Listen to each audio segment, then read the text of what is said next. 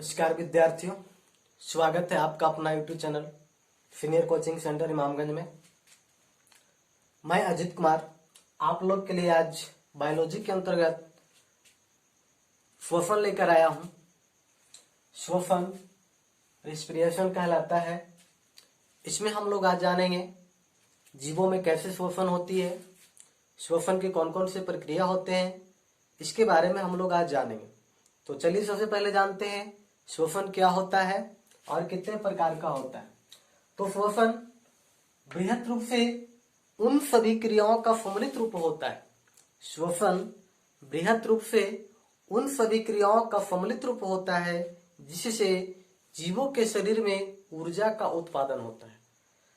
तो जीवों के शरीर में ऊर्जा का उत्पादन होता है, इसे श्वसन कहा जाता है। तो अभी हम लोग देखें श्वसन की परिभाषा।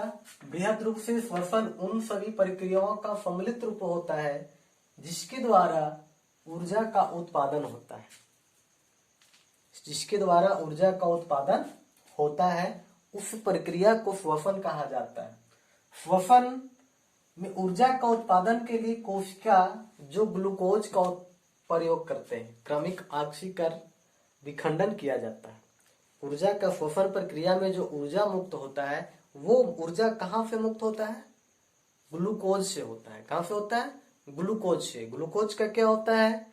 क्रमिक ऑक्सीकरण विखंडन किया जाता है, यानी कि ग्लूकोज का ऑक्सीकरण प्रक्रिया द्वारा विखंडन किया जाता है जिससे जो ऊर्जा मुक्त होता है वो रासायनिक ऊर्जा के रूप में मुक्त होता है। रासायनिक ऊर्जा के रूप में मुक्त होता है जो एटीपी जैसे यौगिकों के रासायनिक बंधन में संग्रहित हो जाता है। जो ऊर्जा मुक्त होता है रासायनिक ऊर्जा के रूप में मुक्त होता है वह एटीपी जैसी रासायनिक के यौगिक के बंधन में जो है से संग्रहित हो जाता है, वहां जाके संग्रहित हो जाता है, यानी कि कह सकते हैं एटीपी के रूप में संग्रहित हो जाता है। जो कोशिकीय ऊर्जा उत्पादन करता है वह एटीपी के रूप में संग्रहित हो जाता है। एटीपी जो क्या होता है? एटीपी एडिनोसिन ट्राइफॉस्फेट होता है। एक रासायनिक यौगिक है ये एडिनोसिन ट्राइफॉस्फेट, इसे संक्षिप्त में एटीपी के नाम से जानते हैं। यह जो है कोशिकीय श्वसन में ऊर्जा का वाहक का कार्य करता है। कोशिकीय श्वसन में ऊर्जा का वाहक का कार्य करता है, एक जगह से दूसरे जगह ले जाने का कार्य करता है। यह जो है एटीपी का उत्पादन जैसे कोशिकाओं में ही होता है, क्योंकि एटीपी का उत्पादन कहाँ होता है? कोशिका में होता है। एटीपी का उत्पादन कोशिकाओं में ही होता है, इसीलिए इसे जैव ऊर्जा के भी नाम से जाना जाता। किस नाम से जाना जाता है?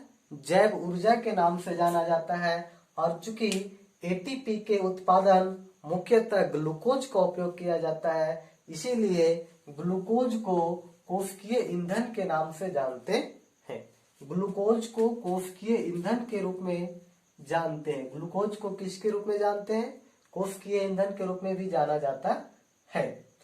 तो देखते हैं श्वसन का रासायनिक प्रक्रिया क्या हुआ। ये सभी क्रियाओं सम्मिलित है, ये श्वसन के अंतर्गत होता है।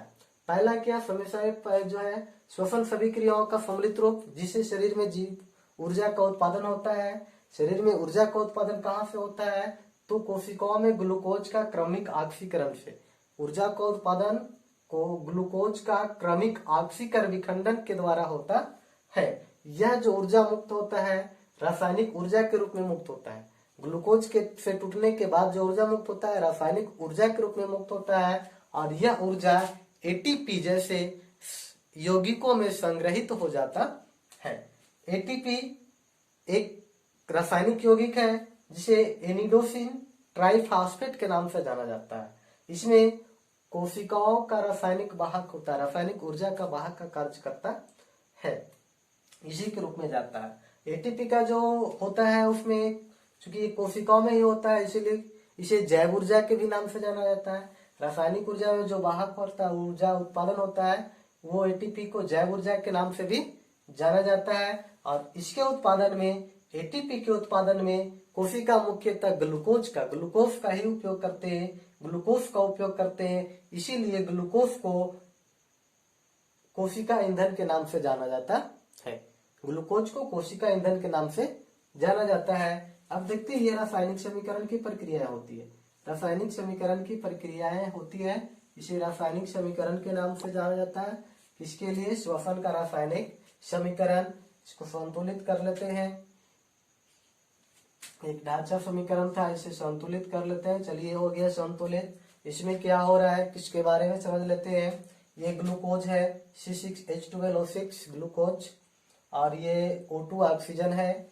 ऑक्सीजन का जब वातावरण से हम लोग ऑक्सीजन को ग्रहण करते हैं, वातावरण से ऑक्सीजन ग्रहण करते हैं तो कोशिकीय ईंधन जो होता है ग्लूकोज, वो एंजाइमों के द्वारा एटीपी के रूप में टूटता है और ऊर्जा मुक्त करता है। उसके साथ साथ कार्बन डाइऑक्साइड और जल का भी उत्पादन करता है।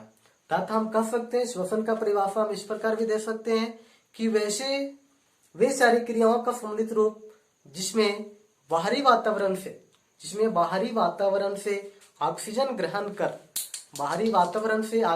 ग्रहण कर उस कोशिकीय ईंधन ग्लूकोज का ऑक्सीकरण कई चरणों में विशिष्ट एंजाइमों के द्वारा होता है, जिसके परिणाम स्वरूप जैव ऊर्जा का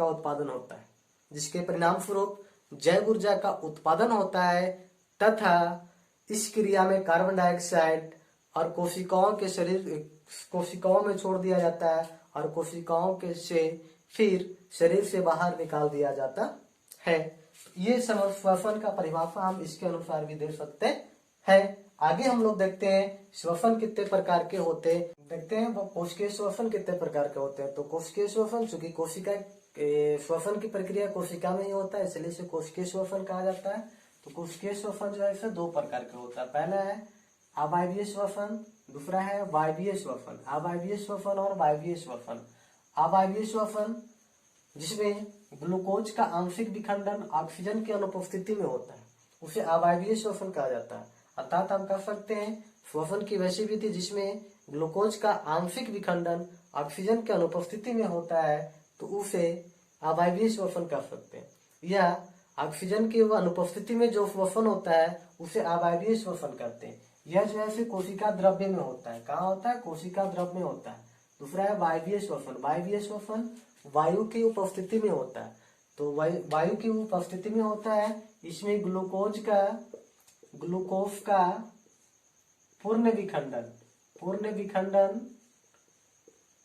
विखंडन ऑक्सीजन की उपस्थिति में होती है। यानी कि श्वसन की वैसी विधि जिसमें ऑक्सीजन की उपस्थिति में ग्लूकोज का पूर्ण विखंडन होता है उसे वायवीय श्वसन कहते हैं। यह माइटोकॉन्ड्रिया में होता है। माइटोकॉन्ड्रिया में होता है।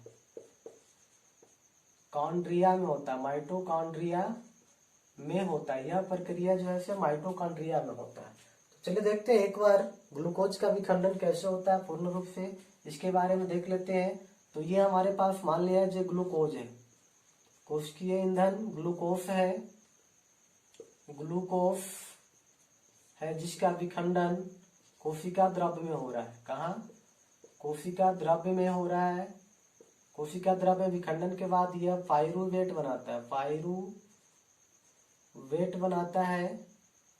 पाइरूवेट और प्लस एटीपी उत्पन्न करता है। और यह जो प्रक्रिया है यह जो है इसके बाद की प्रक्रिया जो है तीन रूपों में होता है। इसके बाद की प्रक्रिया तीन रूपों में होती है। पहला O2 की अनुपस्थिति में होता है और O2 नहीं होता है। यहाँ पे O2 नहीं होता है। तो जब O2 नहीं होता है तो इथेनॉल बनता है। इथेनॉल और कार्बन डाइऑक्साइड मुक्त होता है। यह प्रक्रिया किण्वन कहलाता है। यह प्रक्रिया क्या कहलाता है? किण्वन कहलाता है। और इसमें जो है ईस्ट में यह प्रक्रिया होता है, ईस्ट में होता है।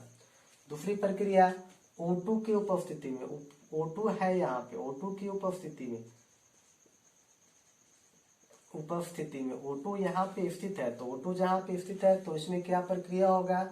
इसमें जो है CO2 प्लस H2O और ऊर्जा का उत्पादन होगा। यानी कि ये वायवीय श्वसन हो गया। क्या हो गया?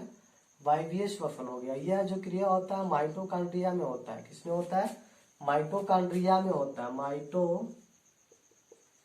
कॉन्ड्रिया में यह क्रिया होता है। तीसरा है O2 की अभाव, O2 के अभाव, अभाव मतलब होता है कमी, अभाव मतलब कमी, ऑक्सीजन के अभाव, ऑक्सीजन के कमी में यह प्रक्रिया होता है। इससे जो निर्माण होता है लैक्टिक अम्ल का निर्माण होता है, लैक्टिक अम्ल का निर्माण होता है। किसका निर्माण होता है? लैक्टिक अम्ल का निर्माण होता है, अम्ल का निर्माण होता है। लैक्टिक अम्ल का निर्माण, यह प्रक्रिया जो है पेशी कोशिकाओं में होता है, पेशी कोशिकाओं में होता है, पेशी कोशिकाओं में होता है। इसमें होता क्या है कि जब किसी कारण को व्यक्ति जो होता है या कोई धावक होता है तेज गति से दौड़ता है तो उसके शरीर में क्रैम्प होने लगता है, दर्द होने लगता है। तो इसका कारण क्या है कि जब कोई व्यक्ति कोई कड़ा काम करता है या तेज गति से दौड़ता है तो उसकी ऊर्जा ज्यादा मात्रा में होनी चाहिए, ऊर्जा ज्यादा मिलनी चाहिए। तो ऊर्जा ज्यादा प्राप्त होने के लिए ऑक्सीजन ज्यादा मिलना चाहिए, लेकिन ऑक्सीजन की पूर्ति उतना नहीं हो पाता है, पूर्ण नहीं हो पाता है, जिसके कारण उसके शरीर में लैक्टिक अम्ल, पेशी कोशिकाओं में लैक्टिक अम्ल का निर्माण हो जाता है, जिसके कारण उसके पेशियों में दर्द होने लगता है। तो ये हम लोग देखें कि श्वसन कितने प्रकार के होते हैं, श्वसन में कौन कौन सी क्रियाएं होती है। तो एक बार जरा सा हम देख लेते हैं वायवीय श्वसन और अवायवीय श्वसन में अंतर क्या है, दोनों में अंतर क्या है। तो वायवीय श्वसन जैसा कि हम लोग देखें ग्लूकोज का आंशिक विखंडन होता है, अवायवीय में ग्लूकोज का पूर्ण विखंडन होता है। दूसरा अंतर हम लोग देखें, इसमें जो है ऑक्सीजन के अनुपस्थिति में होता है और ये ऑक्सीजन की उपस्थिति में होता है। तीसरा हम लोग देखें, ये अवायवीय श्वसन कोशिका द्रव में होता है और ये माइटोकॉन्ड्रिया में होता है। चौथा अंतर इसका ये होगा कि अवायवीय श्वसन में कम मात्रा में ऊर्जा का उत्पादन होता है और वायवीय श्वसन में अधिक मात्रा में ऊर्जा का उत्पादन होता है। आगे हम देखते हैं पौधों में श्वसन कैसे होता है। पौधों में श्वसन कैसे होता है, पौधों में श्वसन। तो पौधों में श्वसन जो होता है, पौधों में श्वसन गैसों का आदान प्रदान जो होता है उसके शरीर के सतह से पौधों के शरीर के सतह से विसरण प्रक्रिया द्वारा होता है। पौधों में श्वसन गैसों का आदान प्रदान किसके द्वारा होता है? विसरण प्रक्रिया द्वारा होता है। किस प्रक्रिया द्वारा होता है? विसरण प्रक्रियाओं द्वारा होता है। पौधों में श्वसन विसरण प्रक्रिया द्वारा होता है। विसरण प्रक्रिया द्वारा कैसे होता है? तो पौधे में जो होते हैं ऑक्सीजन युक्त, ऑक्सीजन जो वायुमंडल से जो ग्रहण करते हैं, वो कार्बन डाइऑक्साइड ग्रहण करते हैं, वो पत्तियों के रंध्रों द्वारा ग्रहण करते हैं, पत्तियों के रंध्रों द्वारा ग्रहण करते हैं। और बात रंध्रों द्वारा जो पुराने कोशिकाओं में स्थित होता है, इसके द्वारा पौधे जो है इसे ग्रहण करते हैं। और उसके बाद जो है से कुछ जो ऑक्सीजन होता है वो जड़ों के द्वारा मिट्टी से भी ग्रहण कर सकते हैं। इस प्रकार पौधे जो है से विसरण प्रक्रिया द्वारा अपना श्वसन करते हैं। तो आज के क्लास यहीं तक। अगले क्लास में हम लोग सीखेंगे जंतुओं में श्वसन कैसे होता है और कौन कौन सी प्रक्रियाओं द्वारा जंतुओं में श्वसन होता है।